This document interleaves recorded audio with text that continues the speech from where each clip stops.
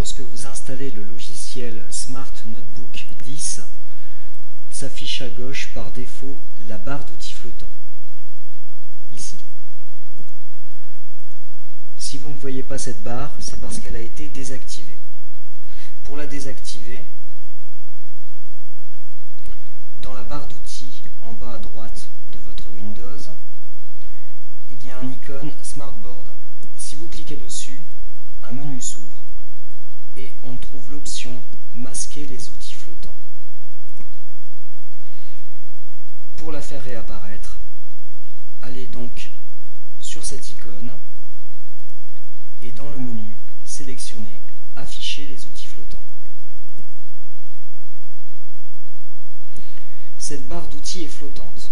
On peut la développer en cliquant sur les flèches ou la réduire en cliquant à nouveau. Cette barre est déplaçable.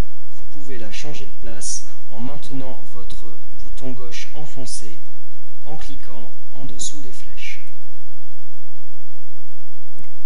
Vous pouvez également la positionner à droite.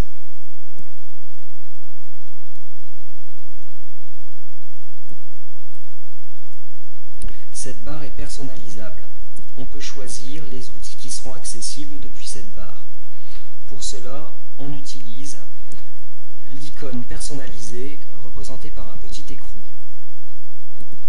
Une roue dentée plutôt. Dans la fenêtre, voici la liste des outils que je peux glisser dans ma barre. Pour ajouter un outil, par exemple l'outil calculatrice, je place mon curseur dessus. Je maintiens le bouton gauche de ma souris enfoncé, puis je le glisse vers la barre à l'endroit où je veux le déposer. Je lâche et l'outil a été ajouté à ma barre. Je peux également ajouter une colonne à ma barre pour avoir plus de place, pour ajouter d'autres outils. Par exemple, je vais ajouter l'outil forme. On peut donc personnaliser la barre avec les outils qu'on utilise le plus fréquemment. Pour enlever un outil, je place mon curseur dessus et je fais l'opération inverse. Je laisse mon doigt enfoncé sur le bouton gauche, puis je le glisse dans la fenêtre et il est retiré de la barre. À tout moment, pour revenir sur la barre par défaut, on clique sur le bouton Rétablir les valeurs par défaut.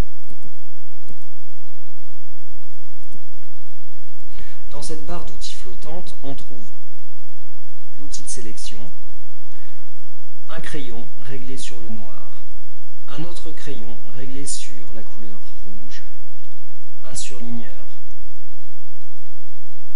un effaceur, brosse, l'outil clic droit qui vous permet, quand vous êtes au TBI avec votre stylo, de pouvoir effectuer un clic droit si votre stylet de TBI ne possède pas de bouton supplémentaire.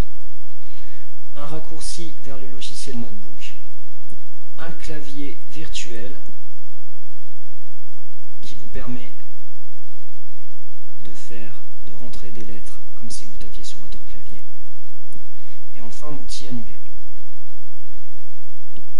Lorsque je clique sur l'outil crayon, on peut apercevoir un cadre qui se forme autour de mon image. Le logiciel a en effet pris une photo de mon écran. Je peux donc annoter cet écran en utilisant les différents outils.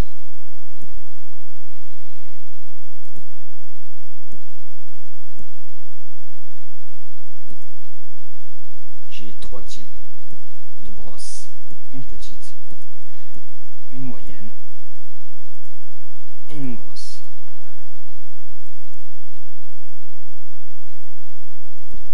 Je reviens sur l'outil crayon. Lorsque vous sélectionnez l'outil crayon, une roue dentée apparaît à droite. Cela permet de personnaliser votre crayon. Vous pouvez par exemple régler dans style de ligne la couleur du crayon, mais aussi l'épaisseur du trait, également le style de ligne. J'obtiens donc un crayon bleu beaucoup plus épais. Si je veux sortir de mon écran d'annotation, il me suffit de cliquer sur la croix rouge. Mais je perds mon travail. Si je veux créer une nouvelle page d'annotation, il suffit de cliquer sur la page blanche. Mais encore une fois, je perds mon travail. Si je veux récupérer le travail, alors je clique sur l'appareil photo. Il va enregistrer l'image plus mes annotations et je vais retrouver mon travail dans le logiciel Notebook que je présente dans d'autres vidéos. J'obtiens donc dans le logiciel mon image avec mes annotations.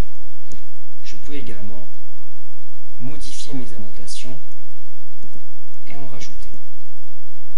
N'oubliez donc pas, si vous voulez récupérer votre travail d'annotation, de cliquer sur l'appareil photo pour pouvoir exporter votre image dans le logiciel Notebook et pouvoir l'enregistrer.